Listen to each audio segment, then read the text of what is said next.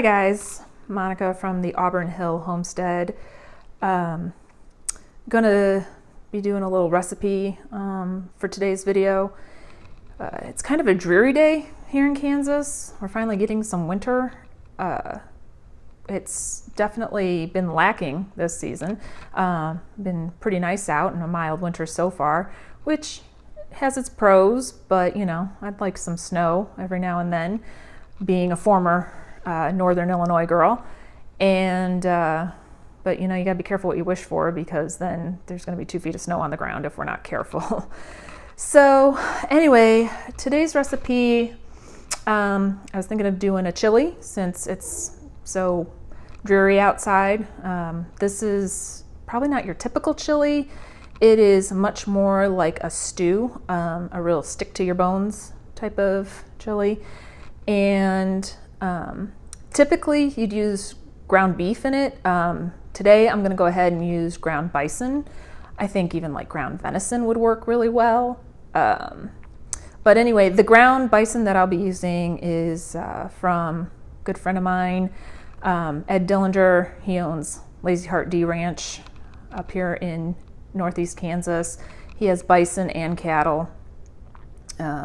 And he was gracious enough in the past to let me intern out at his ranch and work with the bison. And I've seen firsthand, and those animals have a pretty good life, let me tell you.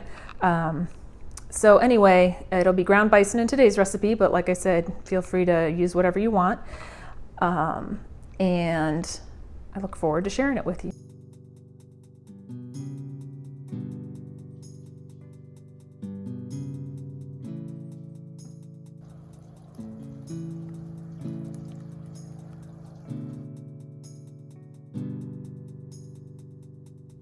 Okay guys, so the first thing we're gonna do is I have chopped up ½ pound of bacon, and we're going to just brown that up. And while that's cooking, I have already chopped up ½ cup of red pepper. You can use green pepper, yellow pepper, orange pepper, whatever your heart desires. This is what I had, so went with it. And then ½ cup-ish of onion. My family likes onion and garlic, so I went ahead and did just a smidge more. But those are going to go in to the bacon grease once the bacon is cooked. Okay, now that the bacon is cooked up, we're going to go ahead and remove it out of the pot, as much of it as we can. And I had cooked this on a medium-high heat. Go ahead and turn it down to medium. Just drizzle a little bit. And we're going to go ahead and, like I said, turn it down to a medium heat and put in the onion.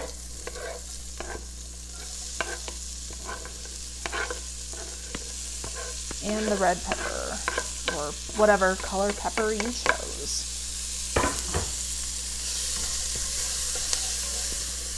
Turn it down even a little more. I'm turning it down to a medium-low actually, it was a little hot. I like to cook my chili in this nice cast iron Dutch oven. A sturdy pot is what you really need. Any sturdy pot will do. If you just have a stock pot, that's fine too. So you're just going to cook these for a few minutes until they get soft. Onions get a little translucent.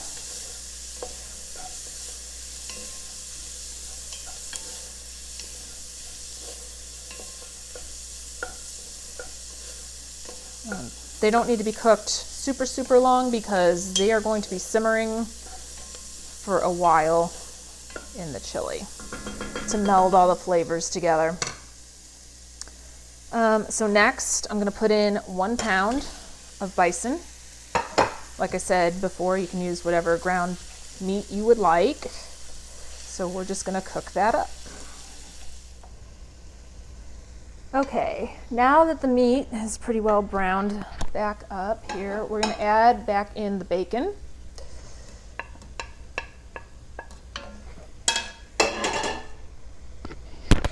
And then add in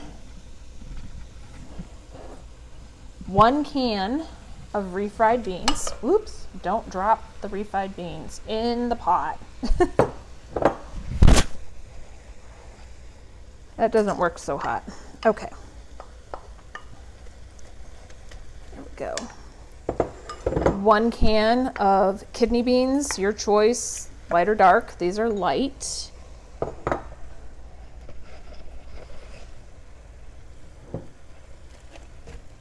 Eight ounces of tomato sauce. This is tomatoes from my garden that I turned into sauce. That's why it's in a Ziploc bag, because they were in my freezer.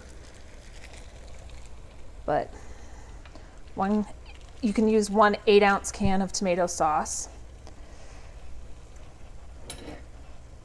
1 cup of water.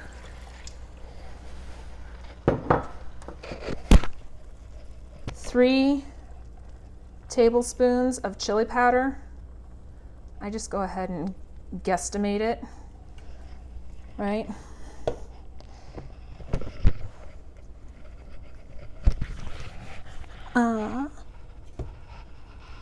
Half a teaspoon. Oh, more like a full teaspoon, but that's okay. I said my family loves garlic and onions, so that went a little fast on me, but it's all right. Start mixing this all up. That was garlic powder that went in. Like I said, recipe calls for half a teaspoon, but if you like garlic and onion, you can always add a little more. If you like heat, you can use a little bit of cayenne pepper. We do like heat, so I'm gonna go ahead and put about half a teaspoon of that in. And then fresh ground Himalayan salt, but you can use whatever salt you'd like. And that's just to taste. And then fresh ground black pepper, just to taste. Stir that up really well.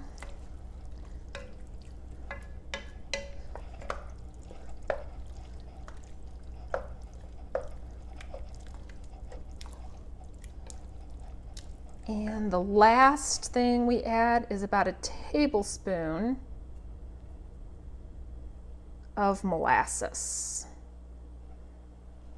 Just gives it a real nice flavor, brings everything together. So now that that's all thoroughly cooked in there and mixed, I mean, if you wanted to, you could eat it right now. However, I don't recommend that. You want to put it on a very low heat and just let it simmer.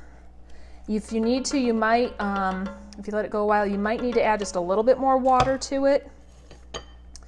But just let that simmer. I'm gonna leave it go for probably about an hour. I've even cooked this before, like where I've cooked it up in a big skillet and then put it in a crock pot and just let it simmer throughout the day, and it's ready like when we come home from work or whatever. So we'll check back in just a little while.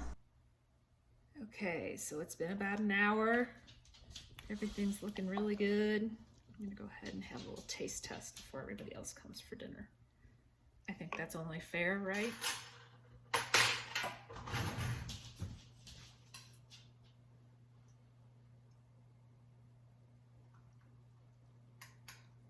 Really good. Perfect for this wet, dreary day. Delicious. Even my buddies over here want some. Hot abs. Yeah, but you can't have that, I'm sorry. Perry, nope. No chili for the doggos. If you like what you saw in this video, please hit the like button and the subscribe button, and there'll be plenty more videos coming your way. I hope you all have a great rest of your week. Bye.